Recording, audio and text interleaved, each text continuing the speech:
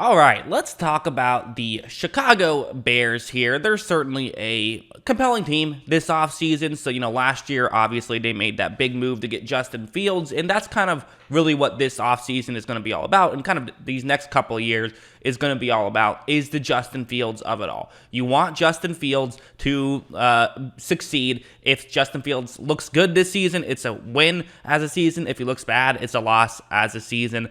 They got some work to do to make this stuff happen. So let's just kind of start off at the top. Let's talk about what their cap situation is and who their upcoming free agents are and who they might want to sign. So here is the cap situation. Here are all of the players that they, are losing in free agency. Potentially, the number you see next to each of those free agents, that's how much that PFF is projecting they will make per year in free agency if they hit the open market. So the Bears cap space situation, $26 million. That's solid. I mean, that's, a lot of teams don't have any cap space, so having $26 million, that helps. You do have some guys you have to sign. I think Allen Robinson is one of the more interesting guys because he's obviously been so good for so long, and then he had a bad year, and it's kind of like, it almost hurts him in a way that he's been so good in like bad situations before, because then we kind of think like, okay, well, usually you're great no matter what the situation is. You weren't great last year. What do we make of you?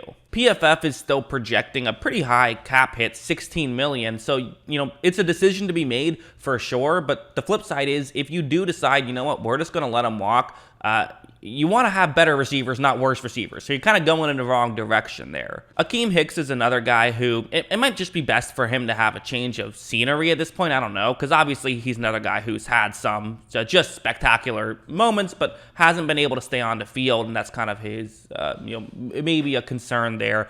He's, could get about $9 million. We'll see if they decide to keep that, or maybe they just say, let's use this on offense. Let's try to help our young quarterback, use the kind of money there.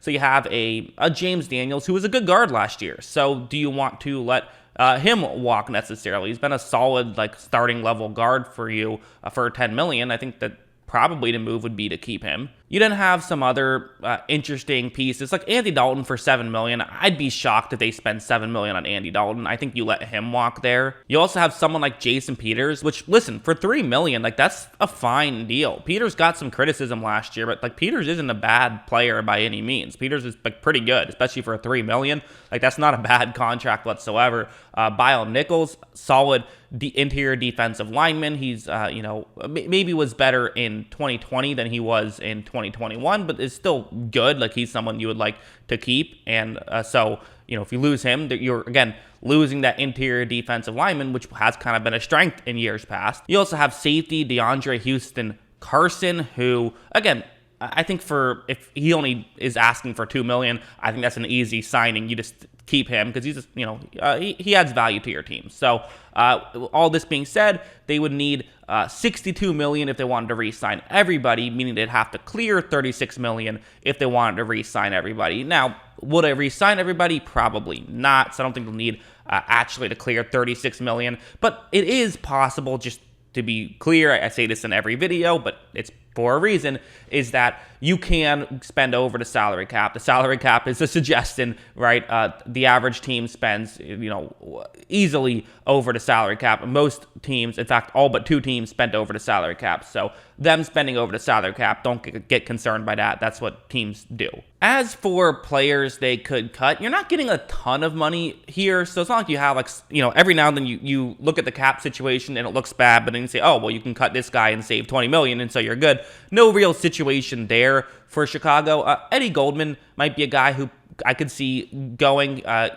You would save $7 million. He's had some good years though, so that's at least a decision that you can make. Although again, you can't lose all of your interior defensive linemen. Someone has to play, but you can save some money that way. Nick Foles getting $3 million. Maybe you just don't make this, and Nick Foles is the backup, and you let Andy Dalton walk. It's kind of weird that you almost forget that Nick Foles is still on this roster. So there would be some dead cap. You could at least save $3 million, but again, maybe you just roll with that. Also, Tariq Cohen, you could save a couple million. I don't know if you have to do that, but again, I always kind of put the halfbacks on this list, I feel like, because they are relatively replaceable. And you got David Montgomery and Khalil Herbert, so maybe just saving the $2 million is worth it. Over here now, this is where the Bears ranked up in every single positional category, according to PFF. And so, like, listen, not a lot of strengths in this football team as of right now, right? The passing game was 23rd, and that was with, everyone involved, not just Justin Fields. So, the hope is that just Fields develops and is better. He was 29th out of the 37 eligible quarterbacks, according to PFF. So part of the hope is just like, hey, you get him out of the Matt Nagy system, you get him maybe a receiver or two, things can get better, because the offensive line wasn't horrible, but it wasn't great. Like, there was definitely room for improvement there. The receiving core was, not good. And that was kind of the heart of these issues. And you kind of saw with Wilson, Fields, and with Lawrence that all of those guys really did not have a lot of guys to throw to. And that's kind of the thing is, on paper, okay, hey, like Darnell Mooney, he's good. I like Darnell Mooney. Allen Robinson, on paper, was supposed to be good heading into this season. And even guys like Marquise Goodwin and Damiere Byrd can be role players, but it just didn't work out that way. And that's kind of and part of that is, just staying on the field, right? That always factors in.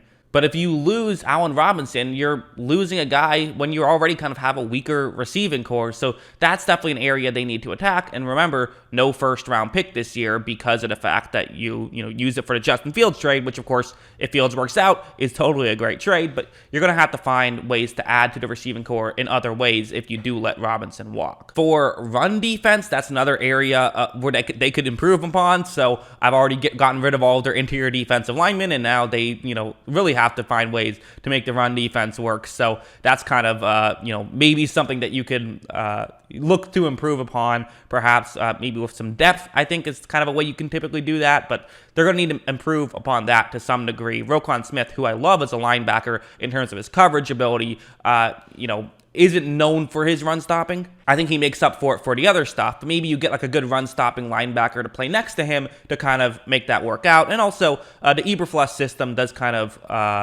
it can allow you to do a little bit better job of running the football. Although again, they play two safeties high, so to some degree, they kind of the running defense might be a real issue for the Bears if they don't address it. So they might need to pay attention to that. In fact, with the Colts, typically kind of the way that they did it was they could stop the run without having an extra guy in the box. Well, can the Bears do that? I just don't know. They have good edge rushers, obviously, but up the middle, what do you do there? The pass rush was good, but again, you want this to be better. I mean, you're spending a lot of money on guys like Robert Quinn and guys like Khalil Mack, but if they're not on the field, it doesn't matter. So that's kind of an issue, is you're paying a lot of money to have a mediocre pass rush. Hopefully next year you get, 1,000 snaps out of Khalil Mack instead of 300, and that just, changes that. Coverage wasn't as bad as I thought it was going to be heading into this season, but still, there's some room for improvement. I think there's no denying that. I like Jalen Johnson, but don't really love either of their other corners. I think that, cornerback is a position that they didn't really address last year. I think they need to address it this year for sure if they're going to, make that better. And again, the whole Eddie Jackson thing, I don't know what happened to him. He was amazing, and then he's kind of just he hasn't been great these past few years. So really, it's been kind of since that 2018 season, he's just been kind of okay at best. So there's some room for improvement in a lot of areas for the Bears. Quite frankly, I think this is still a rebuilding year. I think a lot of people like to look at this stuff and say, hey, quarterback on a rookie contract, second year, they got all the rookie rust out of the way, let's go.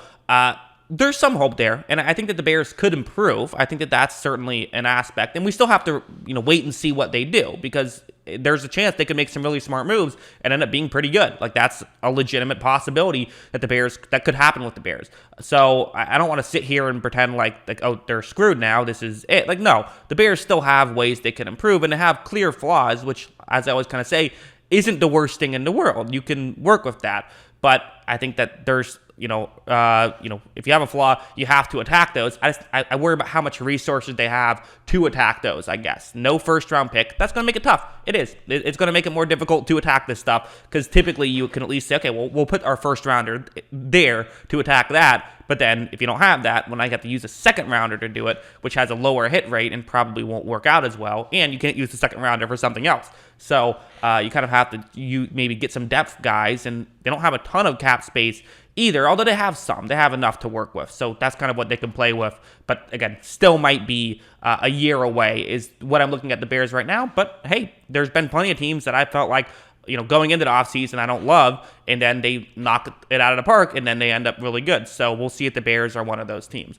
Although it's also gone the other way. There's been, like I remember last year, I was like, oh, the Colts heading into this offseason, they're in a great spot, and then they traded for Carson Wentz, didn't sign anybody, and I was like, okay, well, maybe not. So that's kind of the fun of doing this stuff. It just lays the groundwork. We'll see what they do. That's what I think. What do you guys think? Let me know in the comments below. Always love hearing from you. And of course, as always, thanks for watching.